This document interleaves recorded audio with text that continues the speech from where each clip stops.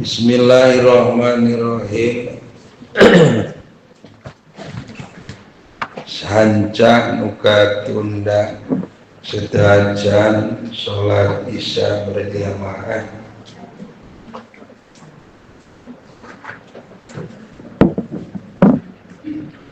latar pa'ana ila goirihi hajatan wa muriduha alaika pakai bayar ba'u goiruhu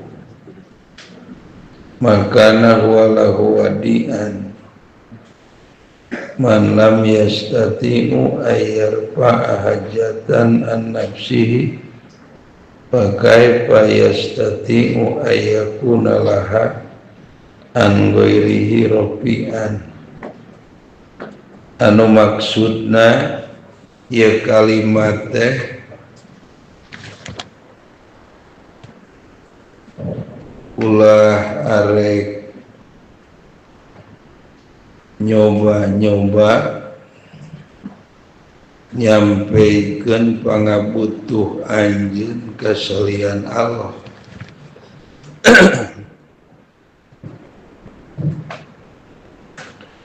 Jadi ulah arek nyoba-nyoba nyampikeun pangabutuh anjeun ka salian Gusti Allah. Naon sababna wa muriduha alaika ari Allah eta dat anu mere pangabutuh ka anjeun.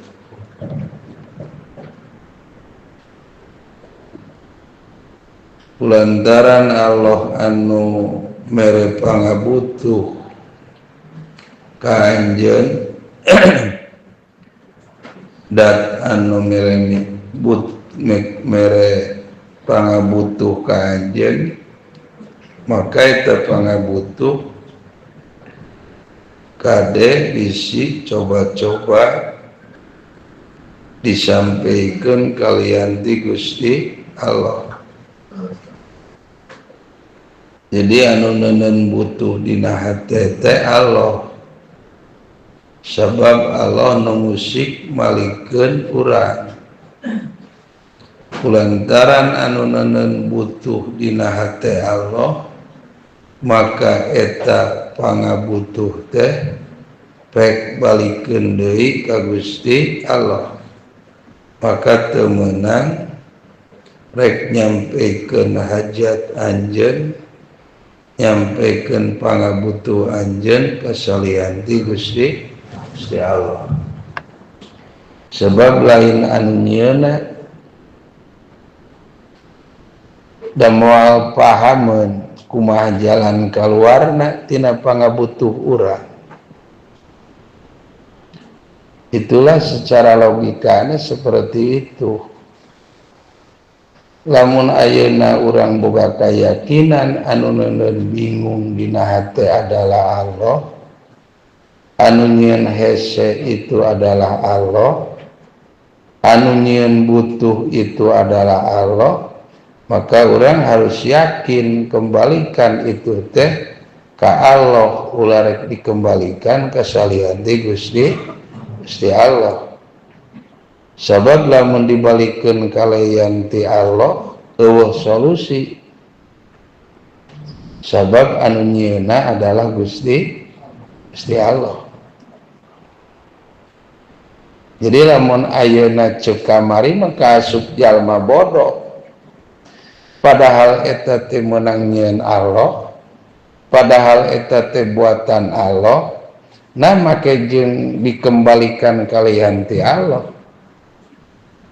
Mada kaasup jalma bodoh ceuk kamari moal pahameun, moal bisaeun nyieun solusi kaluar tina pangabutuh eta, nyieun solusi kaluar tina kabingung eta, moal bisaeun nyieun solusi kaluar tina kasusah eta. Sabab kabingung kasusah itu adalah damelan Gusti Allah anu dipelakeun dina hate urang.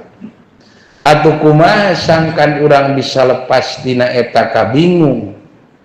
Atuh kumaha sangkan urang bisa lepas tina eta kasusah? Atuh kumaha sangkan urang bisa lepas tina hajat, tina pangabutuh urang? Maka solusina pek balikeun ceuk Ibnu Athaillah kabingung kasusah hajat anjeun ka Gusti Allah. Sabab Allah anu bakal bisa nyieun solusina, sabab Allah anu bakal bisa nyumponan hajatna, sabab Allah anu bakal bisa ngaleungitkeun kabingungna. Pakai payar pangugoiruhu makana huwa wadian. Rek kumaha cenah leungitna ayeuna kabingung anjeun, lamun eta kabingung disampaikeun ka tukang bingung gitu. Rek kumaha leungitna eta kasusah, lamun teh mah eta kasusah disampaikeun kanu tukang susah. Saha nu tukang bingung teh nya urang benernya. Saha tukang susah teh nya urang. Dalam arti lain berarti urang ayeuna ulah ngobrol ka jelema, lain berarti urang ulah musyawarah jeung babaturan, lain berarti urang ulah ngumaha kapapada manusia. Tapi sebelum urang ngobrol jeung manusia, sebelum urang ngumaha kapapada manusia, leuwih ti heula eta kabingung jeung kasusah eta hajat teh bejakeun ka Gusti Allah. Itu. Jadi ngobrol jeung papada manusia mah eta mah cuman ngajalankeun syariat. Pedah syariat nyareat itu adalah hukumna wajib. Ngan sing inget bahwa syariat teu ngabogaan tapak. Tetap anu ngabogaan tapak gawe mah adalah Gusti Allah. Di mana urang ngabogaan itikad aya nu ngabogaan asar kerja di luar Allah, maka musyrik hukumna.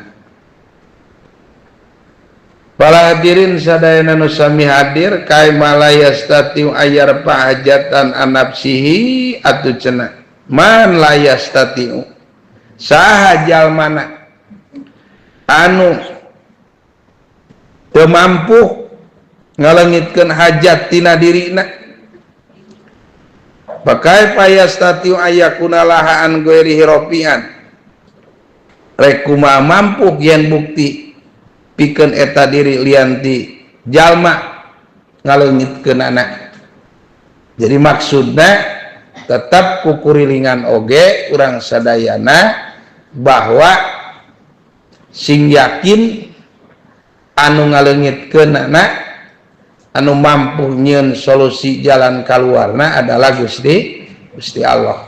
Di luar Allah teu aya nu ngabogaan tapak damel, di luar Allah teu aya nu ngabogaan asar kerja, di luar Allah teu aya nu ngabogaan maksud, da eta sadayana ge dipimaksud di dieun gitu kan ku Allah.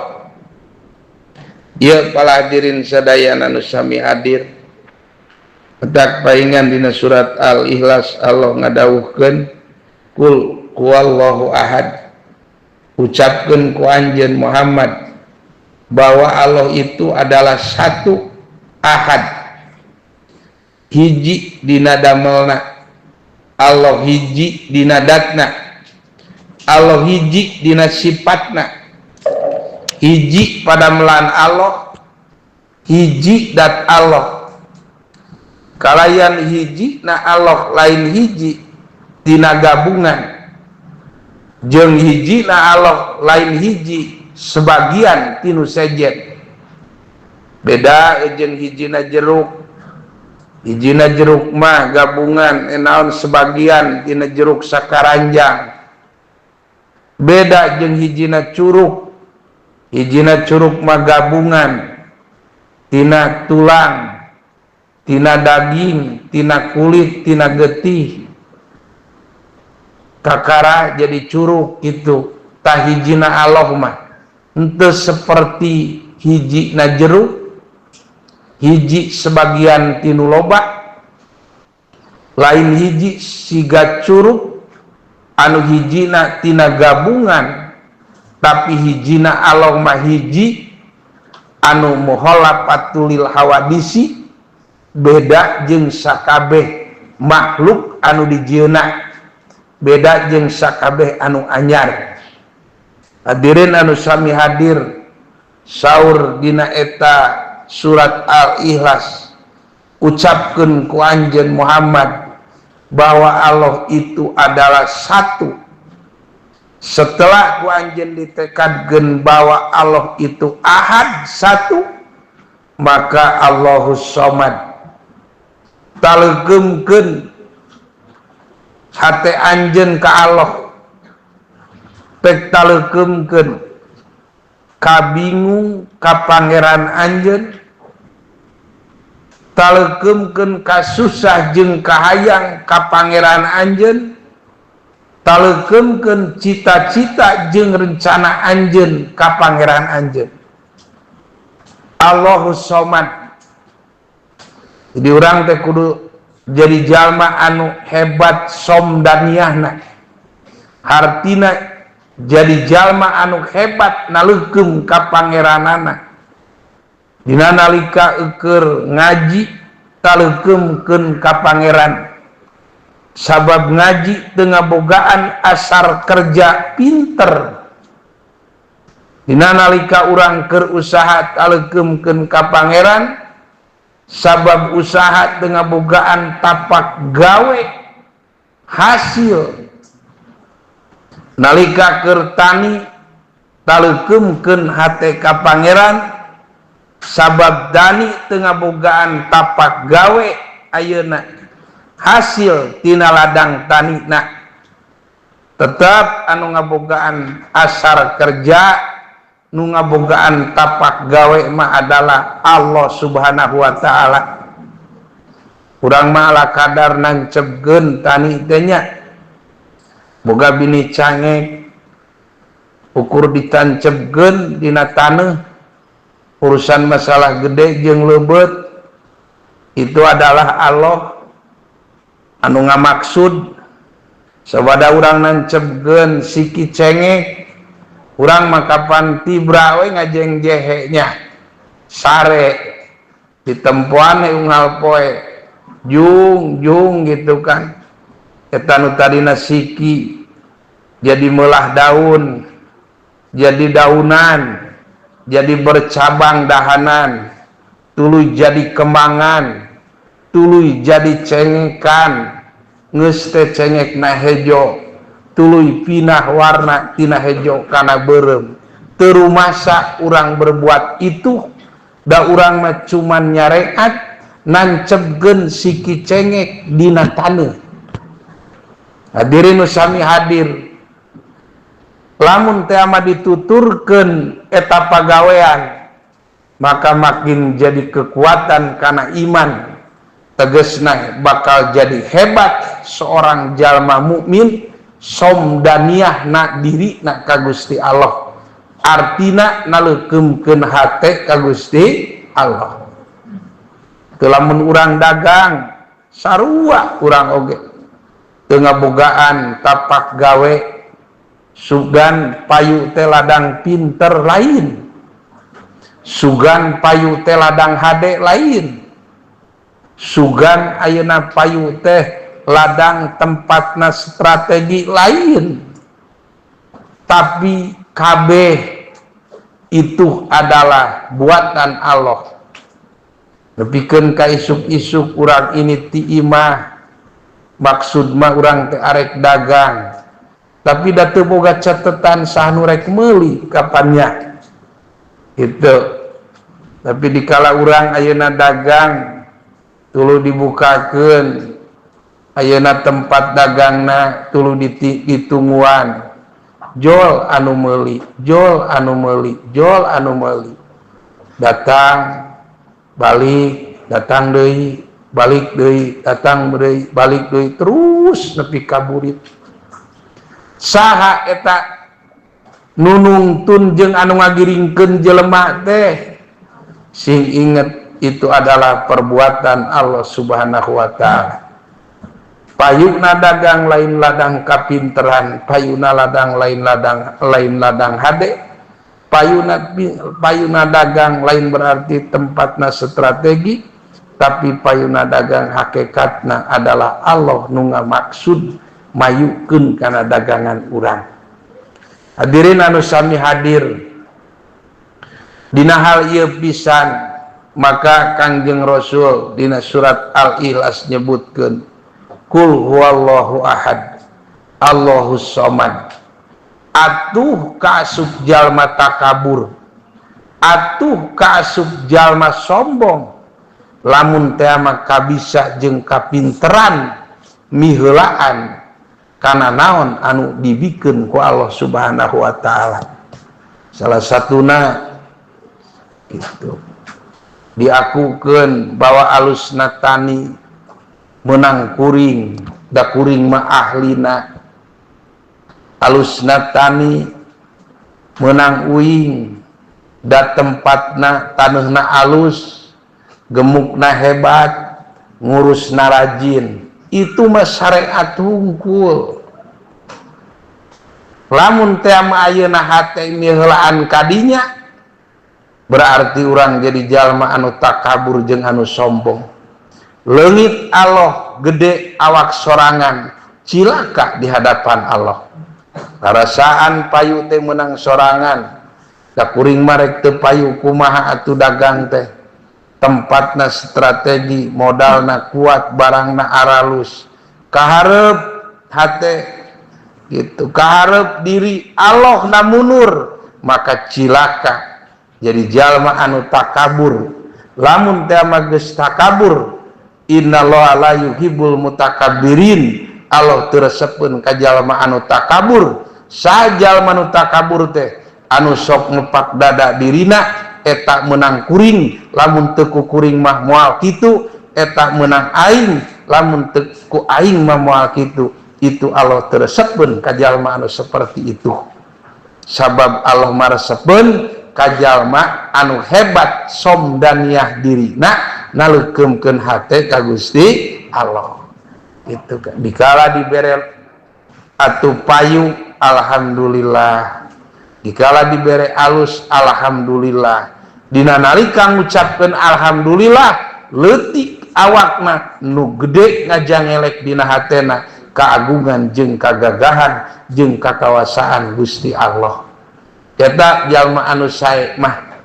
Maka dina surat Al-Ikhlas ayat kalimat Allahus somad, setelah itu lam yalid wa lam yulad, ucapkeun ku anjeun Muhammad Allah itu anu teu ngalahirkeun jeung Allah itu anu teu dilahirkeun, walam yakun lahu kufuwan ahad, jeung teu aya Allah teh sarupa jeung makhluk anu dijieunna. Allah itu adalah Khaliq, sang pencipta. Urang itu adalah makhluk anu diciptakeun. Antara anu nyieun jeung anu dijieun teu aya titik sama, teu aya titik sarua. Sabab Allah mah anu nyieun, urang mah anu dijieun. Mata kalimat hiji anu tadi itu lain hiji seperti makhluk. Nyaeta makhluk mah hiji sebagian tinu loba, hiji adalah gabungan tinu sejen, tapi hijina Allah mah hiji anu moholat patulil hawadisi, hiji anu beda jeung sakabe makhlukna. Lamun teh mah kurang ditekadkeun bahwa itu adalah pangeran urang, ngajadikeun ketauhidan jang urang, makin urang mengenal Allah, maka makin kecil urang di hadapan Allah, makin hina urang di hadapan Allah. Dikala urang keur ngadua tuluy karasa diri makin rendah, karasa diri makin hina di hadapan Allah, maka disitulah doa urang makin mustajab. Tapi sabalikna lamun urang keur ngadua ayeuna urang karasa gede di hadapan Allah, karasa luhur di hadapan Allah, maka dua urang jauh dina dikabul ku Allah Subhanahu wa taala. Mudah-mudahan para hadirin sadayana nu sami hadir, urang sadayana bisa jadi jalma anu mutawadian ala Allah, hartosna jalma anu bisa merunduk merendahkan diri di hadapan Allah. Allah yang maha gagah, Allah yang maha kuasa, Allah yang maha hebat, Allah yang maha agung. Urang mah jelema anu hina, urang mah jelema anu teu hebat, urang mah manusia anu lemah. Dina hal itu pisan perlu jadi jalma anu mutawadian, jadi jalmi anu tawado. Artina jalma anu tawado teh lain berarti diuk dihanap, tetapi jalma anu tawado teh ngarasa rendah diri nalika ibadah di hadapan Gusti Allah. Itu adalah jalma anu tawado. Maka urang dina nalika keur ibadah sing karasa rendah diri na di hadapan Allah, dina nalika urang keur ngadoa sing karasa rendah diri na di hadapan Allah, dina nalika urang keur maca Quran sing karasa nu dibaca itu adalah kalamullah. Makin rendah jiwa urang di hadapan Allah, maka makin luhur harkat jeung martabat jeung darajat urang di hadapan Allah. Tapi lamun sabalikna, makin gede, makin merasakan ayeuna gede diri urang, maka makin leutik, makin hina di hadapan Gusti Allah. Hadirin anu sami hadir, maka kembali deui kana materi pokok, ulah arek menta jeung ulah rek bunyukan dina sagala rupa kasalian ti Allah, sabab anjeun moal menang solusi, da solusi tina kabingung anjeun, solusi tina hajat anjeun, solusi tina kasusah anjeun, sakabehna aya di Allah Subhanahu wa taala. Kulantaran aya di Allah Subhanahu wa taala sadayana, maka urang itu silahkan minta solusi ke Allah, silahkan bermunajat ke Allah, silahkan minta jalan keluar ke Allah. Sabab urang boga keyakinan bahwa lahirna urang kadunya lain karep urang, tapi karep Allah. Hirupna urang ayeuna lain urang anu ngamaksud, tapi Allah anu ngamaksud. Teu urang baheula menta kudu hirup dina taun ieu, teu pernah urang menta ka Allah ayeuna kudu hirup di alam dunya dina waktu anu ayeuna. Geuningan aya ayeuna urang di alam dunya, ayana urang di alam dunya Allah anu ngamaksud, Allah anu karep, Allah anu nyieun, Allah anu ngayakeun. Kulantaran maksud jeung karep Allah ayana urang di dunya ayeuna, maka urang sing pinter-pinter atuh memohon, meminta, menyerahkan diri ka Gusti Allah dengan modal jadi manusia anu mutawadian, hartosna manusia anu rendah diri di hadapan Allah. Karena makin merendah diri di hadapan Allah, makin tawadu di hadapan Allah, maka disitulah berarti makin cepat doa orang dikabul ku Allah Subhanahu wa taala. Hadirin anu sami hadir, mudah-mudahan poin materi anu disampaikan ieu janten wasilah urang lebih naon lebih mendekat ke Allah, di mana urang mendekat ke Allah ayeuna sa meter, Allah mah mendekat ka urang sa siku, di mana urang mendekat ka Allah sasiku, Allah mah mendekat ka urang sajengkal. Di mana urang mendekat ka Allah sajengkal, Allah mah leuwih deukeut tinimbang urat beuheung anjeun. Dina hal itu pisan yakin bahwa hirup urang ti pagi sampai sore teu lepas tina genggaman Allah Subhanahu wa taala. Segala sesuatu anu ku urang kalewati segala sesuatu anu kurang dikerjakan, segala sesuatu anu kurang karanapan itu terlepas tina takdir Allah Subhanahu wa taala. Mudah-mudahan urang sadayana tina takdir anu ku Allah dibikeun sehingga ieu takdir jadi media, jadi balai ibadah ka Gusti Allah.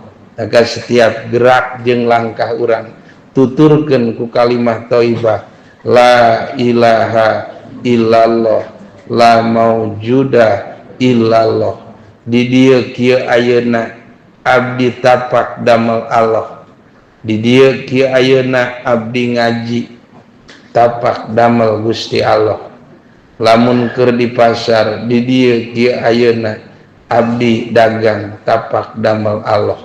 Lamun keur ngawuruk tekadkeun ku anjeun di dieu kieu ayeuna abdi ngawuruk tapak damel Allah. Lamun keur ngaji tekadkeun di dieu kieu ayeuna abdi ngaji tapak damel Allah. La ilaha illallah la ma'buda illallah. Nadamel Allah nu ieu abdi bakti kadat Allah Gusti. Abdi ngaji ku ngajina ngajadikeun bakti diri abdi kadat Gusti. Abdi ngawuruk ngajadikeun bakti ku ngawurukna kadat Gusti. Abdi tani ieu teh tanina sing jadi bakti diri abdi kadat Gusti. Abdi dagang maka dagangna sing jadi bentuk bakti diri abdi kadat Gusti. Sabab abdi wajib nyareat gitu, ari nyareat teh kewajiban abdi atau abdi ngajalankeun syariat seja bakti kadat Gusti. Lamun teh mah geus karasa itu adalah bentuk pembaktian diri pribadi kadat Allah, maka taekeun keyakinan anjeun la ilaha illallah la matluba illallah. Dipidamel kalakuan malah ridho nadat Allah. Gusti dikerjakeun ku abdi ieu pekerjaan kitu. Lamun tukang tani eureun tanina, lamun tukang dagang atuh dagangna, lamun tukang ngaji ngajina, lamun tukang ngawurukna. Ieu teh matlub ilallah, dikerjakeun ku abdi karena ieu pekerjaan adalah parentah Gusti Allah. Lamun teh mah lain Allah nu marentahna, sehingga abdi moal arek ngaji sabab moal aya nu mampu muruhan ladang ngaji abdi. Lamun ayeuna salat lain parentah Gusti, abdi moal rek ngalaksanakeun salat sabab moal aya nu mampu muruhan salat abdi. Anu mampu muruhan abdi ngaji, anu mampu muruhan abdi salat, anu mampu muruhan abdi dagang, anu mampu muruhan abdi gawe, nu mampu muruhan abdi ngawuruk iwal ti dampal Gusti. Lamun teh mah geus punya itikad bahwa itu adalah bentuk parentah Allah, maka lempangkeun jiwa anjeun nadamel Allah nu ieu abdi bakti kadat Allah, nadamel Allah nu ieu dipigawe karena parentah Allah.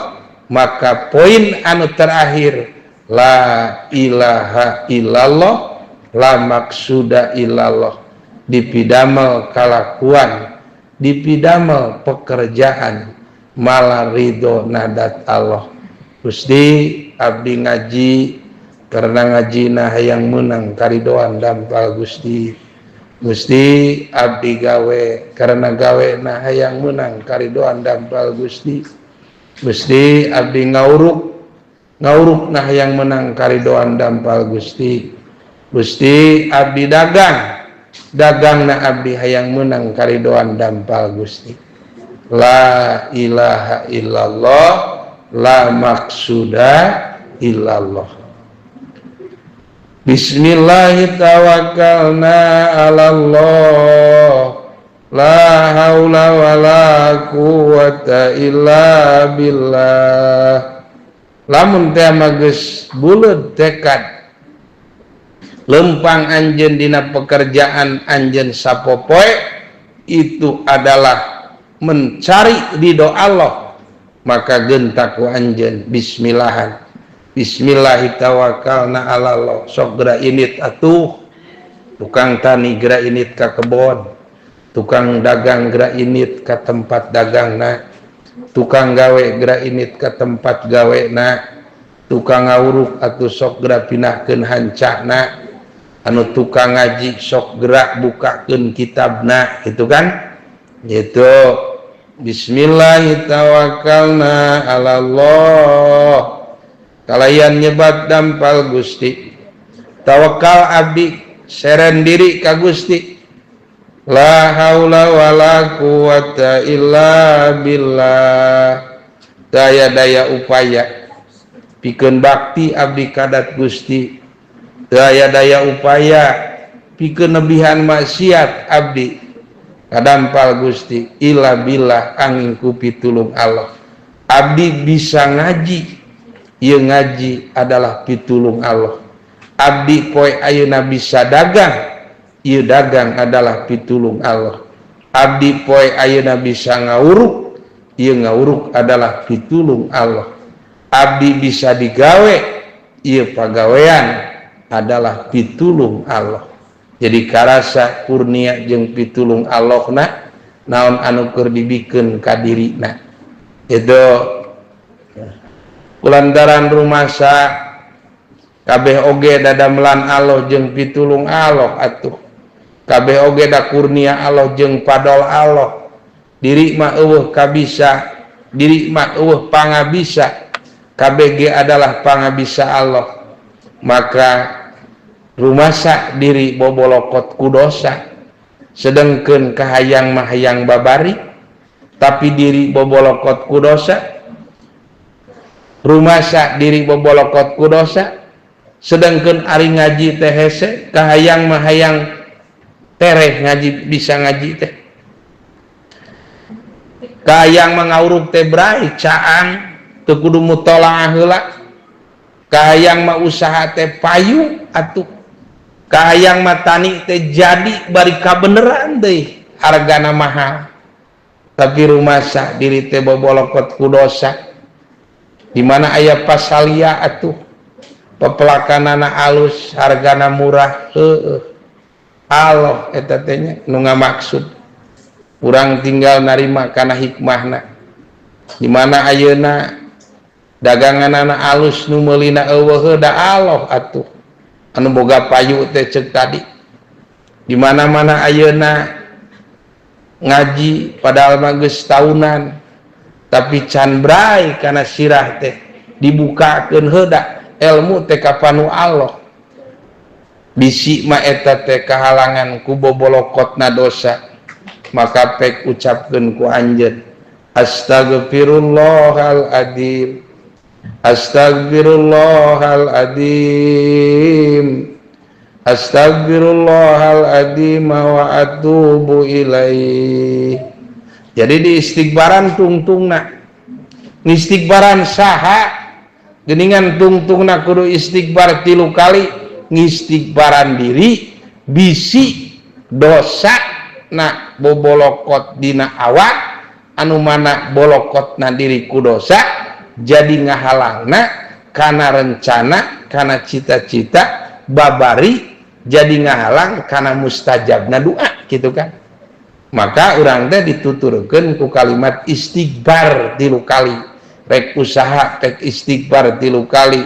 Bismillah tawakkalna ala Allah, la haula wala quwata illa billah. Astagfirullahaladzim. Astagfirullahaladzim, astagfirullahaladzim wa atubu ilaih. Jang naon eta kalimat, jang ningraikeun hese. Nu ngaji supaya teu hese, nu usaha supaya ayeuna payu, gitu kan? Nu digawe supaya jag-jag jeung gede buruhna, gitu kan? Gitu. Nu ngawuruk supaya teu hese ngawurukna. Da carana maka taekeun heula memeh ngalengkah hate kanu bogana kasaha Allah Subhanahu wa ta'ala dengan kalimat Bismillahirrahmanirrahim 'alallah la haula wala quwata illa billah astagfirullahal adzim astagfirullahal adzim astagfirullahal adzim wa atubu ilaih. Kaeta eusina somdaniyah teh.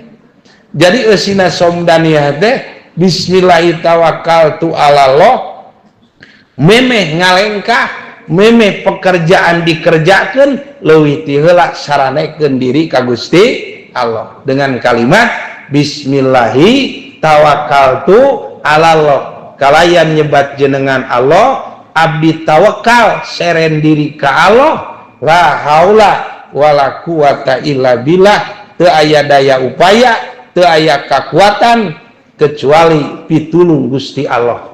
Tah sabada kitu kontrol diri rumasa bobolokot ku dosa sabab dosa ngahalangan kana ijabahna doa sabab dosa nusok ngahalangan kana babari maka sok istighfar heula 3 kali bismillahirrahmanirrahim 'alallah la haula wala quwata illa billah astagfirullahal adzim astagfirullahal adzim astagfirullahal adzim wa atubu ilaih.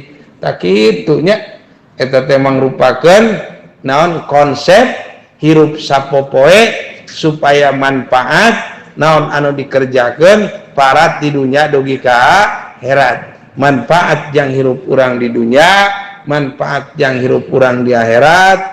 Gitu babari hirup urang di dunia, babari hirup urang di akhirat. Maka urang teh kudu bisa ngontrol diri gitu kan, kudu bisa ngontrol diri sing rumasa urang teh saha ceuk tadi urang teh adalah makhluk Allah itu adalah kholik segala-galana milik Allah maka urang ulah rek ayeuna naon rek ngagampang hirup di alam dunia sabab urang teu lepas tina takdir tina kodok jeung tina qadar Gusti Allah.